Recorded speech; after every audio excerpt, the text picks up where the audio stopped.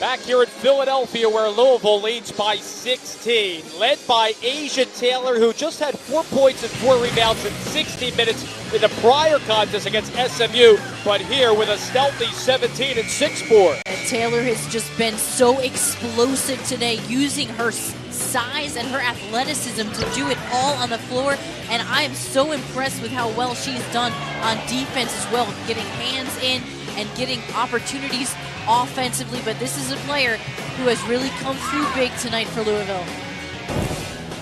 Gibbs leading all point scores, 1-on-1 situation here for her teammate Tia Gibbs. She has 8 so far, and there is Taylor getting a well-deserved breather as Dyer and Walton are in place of her to rack up that low post intensity for Jeff Walls' unit. And 2 of 2 there for Gibbs at the line. Owls have made 7 of their last 9 field goals after starting a pallid 9 of 30. Rojas is the 3-point specialist. Looked inside for Martin. Back out to Coville. And again, the shot clock winding down. Under 10 to shoot for the Owls. Thames looking for a cutting Coville. 5 to shoot. Rojas hoists up the prayer. She got fouled by Gibbs, and she'll likely be shooting 3. And that's a play that you just let that player shoot it. It's really frustrating when you play almost 30 seconds of defense and then you foul at the very last second. Coming into this matchup, Rojas had 35 of her 43 shots from the field, all from 3.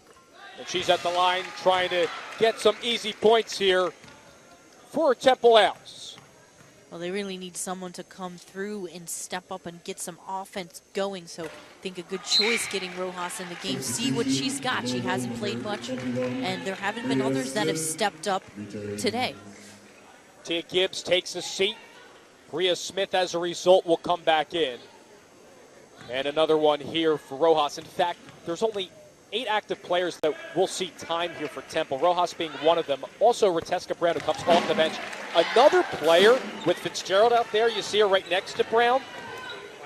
Another player that only shoots 3. So the bulk of this production from this Temple team coming from the starting 5. And that means a lot of minutes played by them. And by the end of the season, that can create a problem, especially if you get any injuries along the way. Nothing but air for Schimmel, and we'll go back to Temple. Down by 16, Fitzgerald's been very unhappy on the bench alongside Taylor Robinson and Ship and company. No points here for Fitzgerald. Coville trying to get her squad into it. Backs out top over to Williams.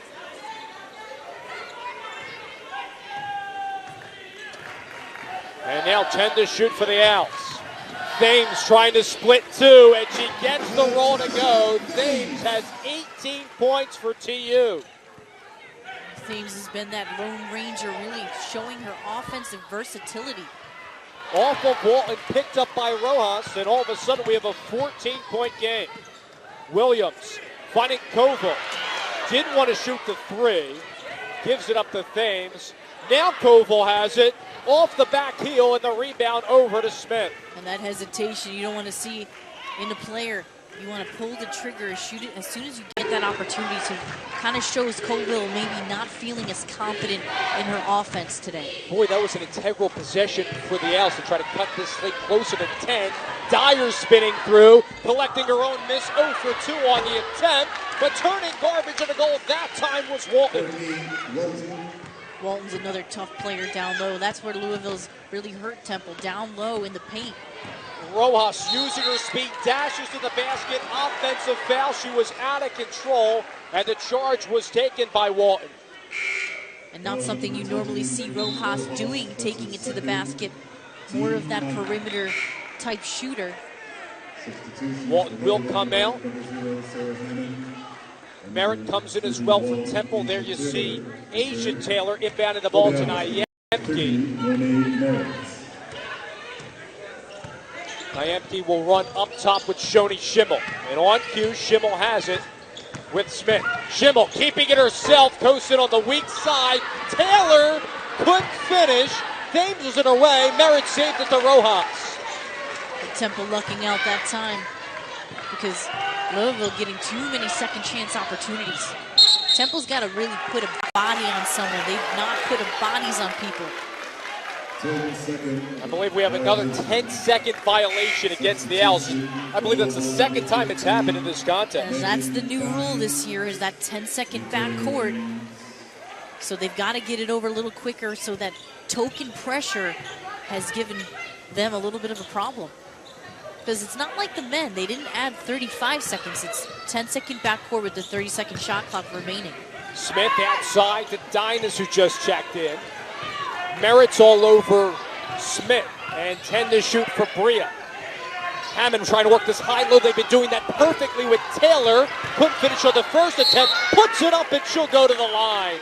Taylor's so strong, tenacious down low in the paint. She is just so tough. She's always ready for that ball. She's got great hands, and Temple just not able to even stay with her or cover her. She's just too athletic, and she's getting too many rebounds. And just look at how easy she gets the ball in. She should have made this basket, but she's there for the second chance opportunity to go back up. That's where Temple needs to find her and put a body on her. Foul woes certainly continuing. That's the fourth on Coville, and the team's 10. Robinson will come into the game, and Sophia Martin will take a seat. Temple having to go to its bench a lot. Normally we see a lot of the starters playing anywhere from about 32 to 36 minutes a game.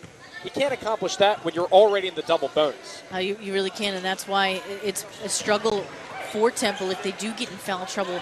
But working some other players in might be a benefit for Coach Cardoza. This is a pretty young team this season, and they've got to get some time to get experience. Thames threw it away to Nyemke. She's all by herself, takes on two, couldn't get it off the glass. Secures the miss, however, troubling for Tanya Cardoza, and a fresh shot clock for Louisville.